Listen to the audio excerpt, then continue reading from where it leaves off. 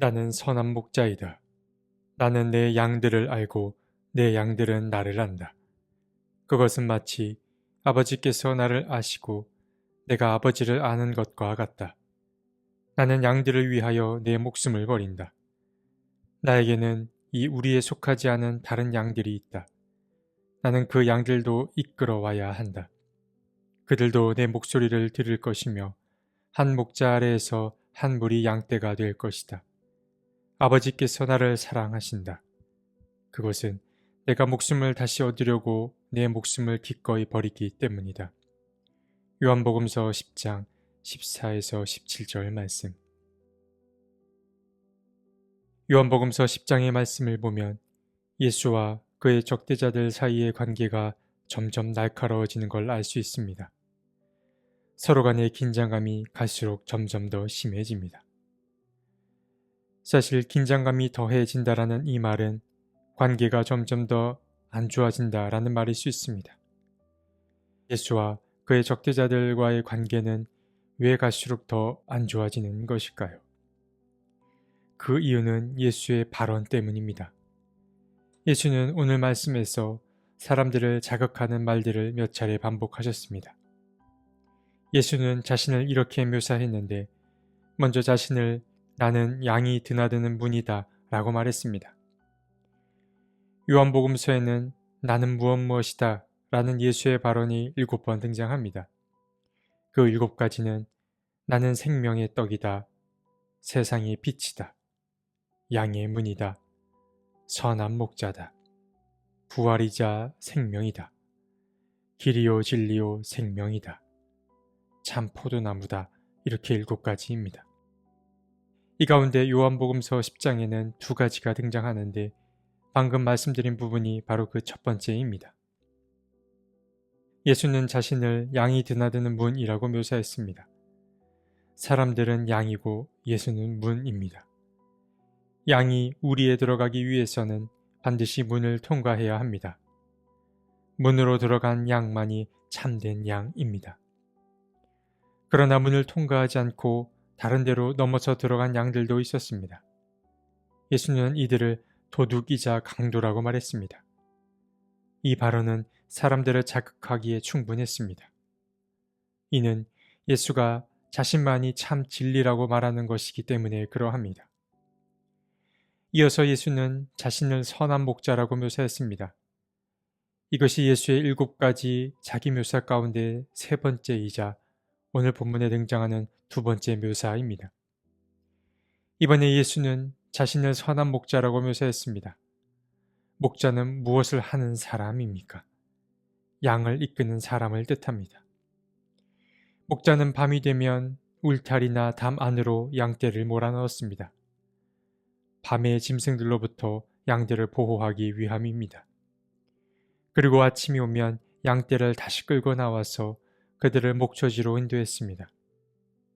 양들에게 신선한 먹거리를 제공하기 위함입니다. 그러니까 목자는 자신의 양들을 지키고 돌보는 역할을 감당했습니다. 하지만 예수는 일반적인 목자가 아니었습니다. 일반적인 목자의 역할은 그저 양을 돌보는 데에서 그칩니다. 그러나 예수는 그 이상의 역할을 감당했습니다. 예수는 자신이 돌보는 양을 위해서 자기 목숨까지도 버린다고 말합니다. 이것이 선한 목자와 사꾼 목자의 차이입니다. 사꾼 목자는 이리가 오는 것을 보면 양을 두고 달아납니다. 양보다 자기 목숨이 더 소중하기 때문입니다. 그러나 선한 목자는 다릅니다. 선한 목자와 그에 속한 양들은 서로를 알아봅니다. 그 관계는 마치 하나님과 그리고 예수님과의 관계와 유사합니다.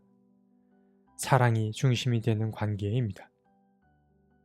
그런데 예수는 여기서 한 걸음 더 나아갑니다. 예수는 자신에게 속하지 않은 다른 양들도 끌고 와야 한다고 말합니다. 이 대목이 참 중요합니다. 그럼 예수의 이 말은 무슨 말일까요? 바로 이방인 선교에 관한 이야기입니다. 예수께서 하신 사역은 유대인들만을 위한 사역이 아니었습니다. 예수의 사역은 유대인을 넘어 비유대인들까지도 품어 안는 사역이었습니다. 요한복음서는 예수의 하나님 아들 되심을 중요하게 여기는 복음서이지만 이방인 선교 또한 중요하게 생각하는 복음서입니다. 이처럼 예수는 자신을 선한 목자라고 소개하면서 자신을 따르는 자들을 위해 목숨까지도 아끼지 않을 것과 그리고 아직 복음을 전해 듣지 못한 이들을 향한 관심과 애정까지도 드러내고 있습니다.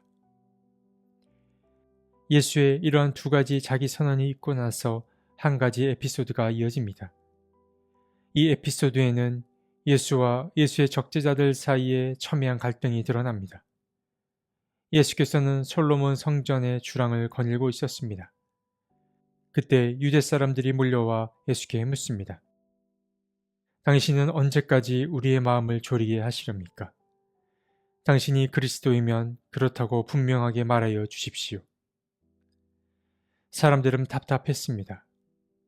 예수께서 속 시원하게 자신이 바로 메시아다, 그리스도다 라고 말해주면 좋으련만 예수는 그런 직접적인 언급은 피하셨습니다.